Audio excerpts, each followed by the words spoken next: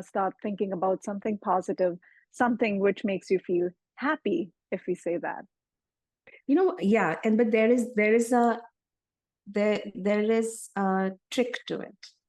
So Mm-hmm. if I say that I want to introduce a new thought, because I'm telling my mind this, I want to introduce a new thought because I do not want to think my old thought, which is bothering me. So Mm-hmm. in this statement, I'm already thinking the old thought.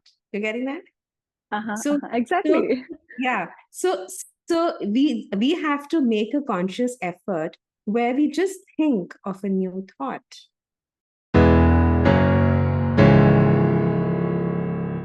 Welcome, Supermoms, to Mom's Talk. I am Avani, and we have with us today a Supermom who is a happiness coach. She is joining us from India, welcoming Shalini Verma.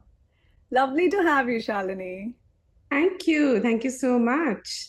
It's an honor to be here, Abhi. Oh, thank you. Thank you, Shalini. Let's dive into the conversation, Shalini. You have interacted with a lot of people as a happiness coach. And I would like to know, what are people asking you? What kind of questions do they ask you? So they ask me, is happiness real? So they ask me that, you ask us to be happy, or if you ask someone to be happy, how is it Mm-hmm. really possible to be happy?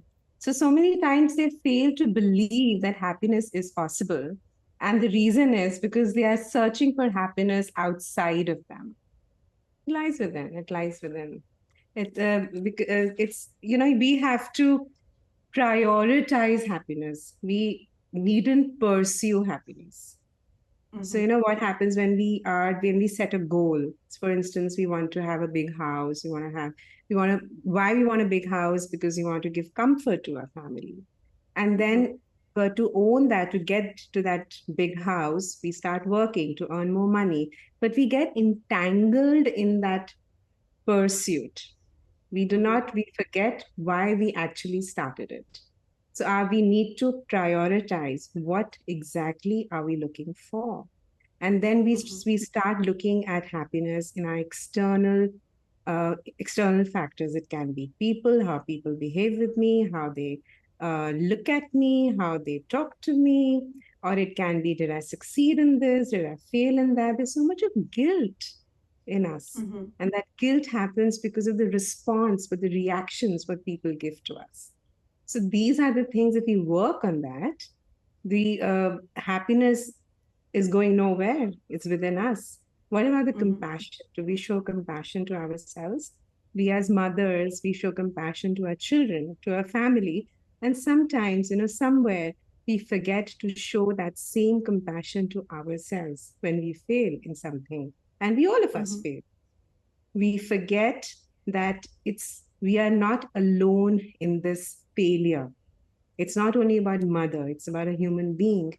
Every human being fails in something or the other. And failure is just a stepping stone to a bigger learning, to a wisdom, which will lead us to a happy, peaceful life. When you speak about people ask you, is happiness real? Because, when you think about it, happiness is something which is surrounded. We know that it's around us, but yet we are in search of it. So how do you help people to attain this happiness that they are looking for? How do you guide them? So, you know what? It's all about, as I mentioned, self compassion is very important. When we beat ourselves up, that this is what I did wrong, this is what happened with us. So, we cannot, if a thought is bothering us, that thought which is bothering us leads us to unhappiness. You agree? Mhm. So now we cannot stop that thought because that thought has overpowered us. We just cannot stop it. We are overthinking. We call it overthinking. We are thinking about it again and again and again, and we are in that loop and we are not able to come out of it. We try to stop it, but lo, it will not stop. So what we can do, we can introduce a new thought. So happiness is a conscious effort. It comes Mm-hmm. to you, but you need to work on it. Love comes to you, but how you work on accepting love, you need to acknowledge it. So happiness, if you make a conscious effort, when you say that, I did this wrong, make a conscious effort to introduce a new thought. We talk about neuroplasticity. What is Mm-hmm. neuroplasticity? Introduce a new path. We create a new path. The path which has already been created, we cannot really erase it. That is there. But what we can do with our practice of gratitude, practice of kindness, practice of compassion, practice of growth mindset, we're going to talk about growth mindset later, we Mm-hmm. can create a new path where we are instilling positive thoughts in ourselves. So to Mm-hmm. introduce those positive thoughts, we need a lot of tools. So these tools I talk about in my workshops. So it is related to your mind. It's a mind matter, is what you're saying. It's in your mind. If a negative thought comes into your mind, you want to switch it. You want to switch it. You want to start thinking about something positive, something which makes you feel happy, if we say that. Yeah, but there is a trick to it. So Mm-hmm. if I say that I want to introduce a new thought because I'm telling my mind this, I want to introduce a new thought because I do not want to think my old thought, which is bothering me. So Mm-hmm. in this statement, I'm already thinking the old thought. You're getting that? Uh-huh, So, uh-huh. so Exactly. yeah. So we have to make a conscious effort where we just think of a new thought. Mm-hmm. For instance, suppose I or anybody, going through is feeling bad about um, something where we did something where our children failed, and we thought that Mm-hmm. we believe it's our responsibility. Probably we didn't put in that effort. We Mm-hmm. were not there when they needed us. It could be anything. It may not be true. So we're not going there. But this is what my mind is telling me. This is a story which my mind is telling me, and I'm believing my mind because it's my mind.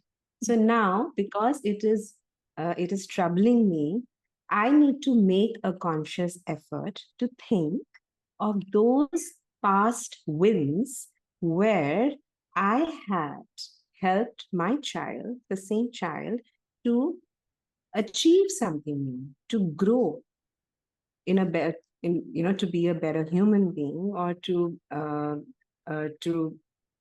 probably receive accolades. So we start building that and believing in that story and keep telling that story. At least if this particular thought is really really bothering us, so we keep telling this story to ourselves at least 3 times a week for 4 weeks, and you see the difference. Mm-hmm. Mm-hmm. So you have to make that conscious effort You have to. You have to to. think that way, and it's also practice. I would say, it doesn't happen. That shift doesn't happen that easily. To switch your thoughts, your mind, especially when you are stuck in this one zone where you're just thinking about something, and it's hard to pull yourself out of the negative thoughts. So is that how it is? Is it something that you can incorporate on a daily basis, which can help you Absolutely. change the state of Absolutely. mind? So you know what, in the courses which I take uh, for students, so there, I tell them so it's a play of words. Mm-hmm. Thoughts come from words, and you can, words can come from thoughts can come from words. So it's a play of words. So for instance, if I say, this is my favorite example. So if I say that I'm not good at math, Mm-hmm. so I'm not good at, you can fill in the blanks. If I say math, so if I'm not good at math, instead of saying that, just add a word yet to it. I'm Mm-hmm. not good at math yet. That's all you have to do. So can you feel the difference in the energy? I'm not good at Mm-hmm. math. And you're just beating yourself up. I'm not good at this. I'm not good at this. I'm not good at this. And then you tell Mm-hmm. yourself, I'm not good at this yet. So what it means, I'm telling myself that, hey, I'm trying. I'm learning. There is still hope. So from helplessness, I'm moving towards hope.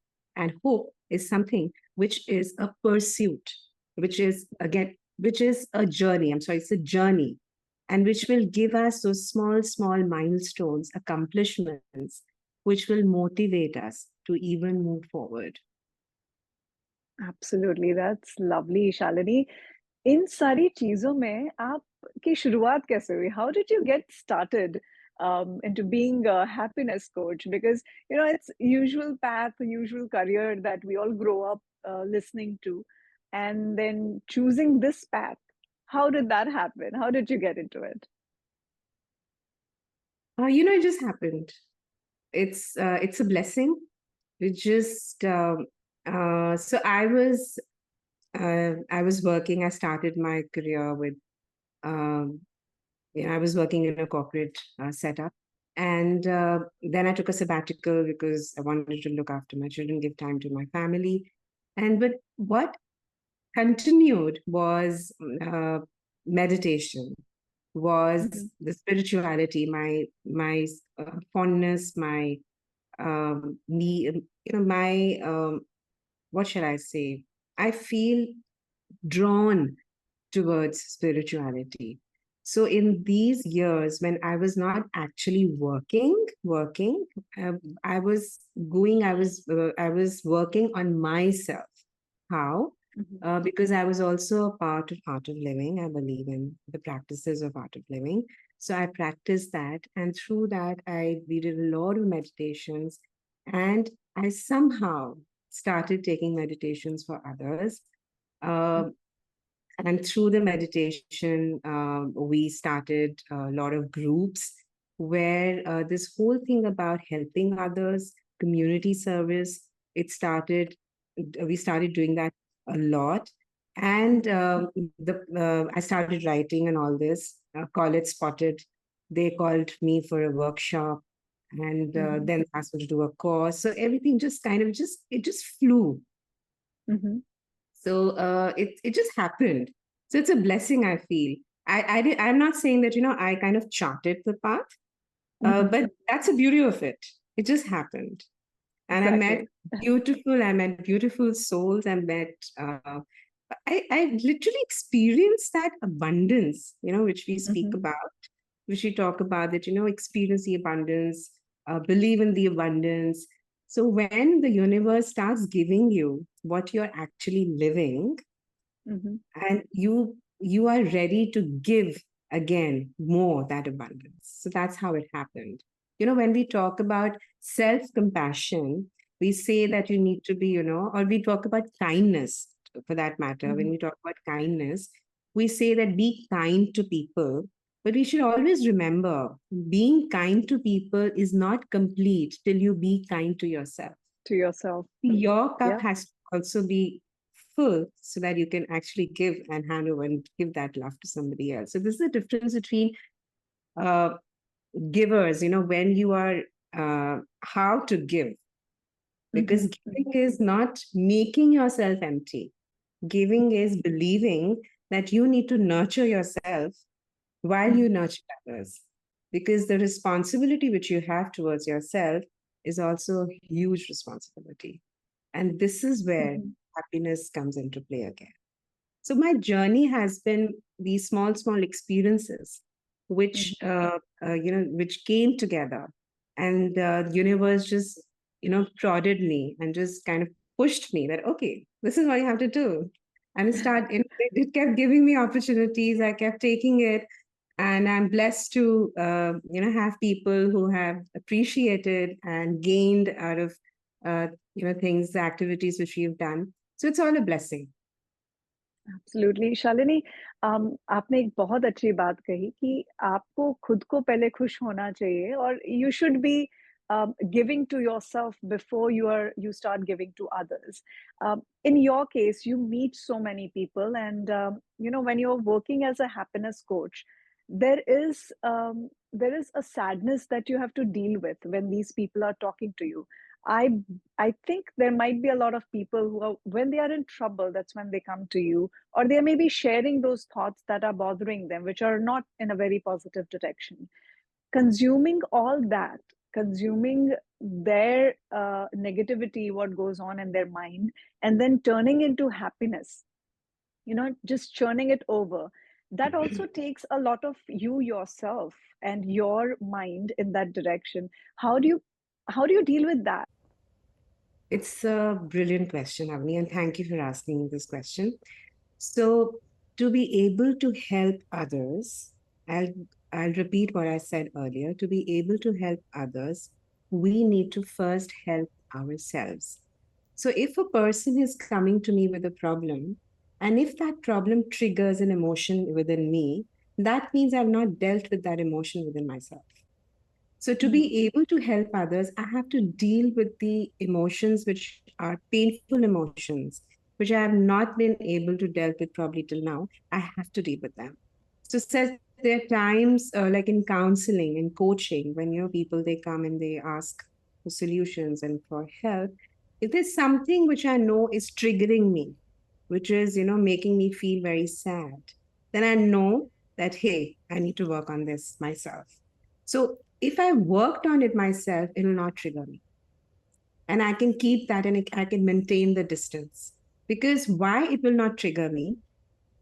Because I know that there is hope. I know if a person works on it, he or she can overcome that. I can keep a distance between the person's problem and myself. But uh, if I start identifying with his problem, because that is somewhere I feel that is projecting what I'm feeling, then there's a Mhm. problem. So it all depends upon if I have worked on myself enough. So we need to keep working. Being a coach, the biggest responsibility of being a coach is to continuously work on ourselves. And Mhm. the problems will always be there. This is wonderful, Shalini. And I would also like to ask you, what would be your message for all the moms? Always believe that no one in this world is alone. Everyone faces the same challenges, the same experiences. It's just the way we look at it. And living in the present is extremely important. Taking care of ourselves is extremely important. If we take care of ourselves, if we live for our own happiness, please, we shouldn't be guilty about it, because we must be happy to again to show to give that happiness to others. So it's for others we being happy if that helps. Absolutely. Beautifully said, Shalini. Thank you so much. This was a wonderful conversation. We learned a lot. We learned a lot about happiness, how important it is, how to attain it, and how to sustain it. Thank you so much for spreading all this happiness and positivity in people's lives. Thank you for coming. Thank you so much, Avani. Thanks for having me.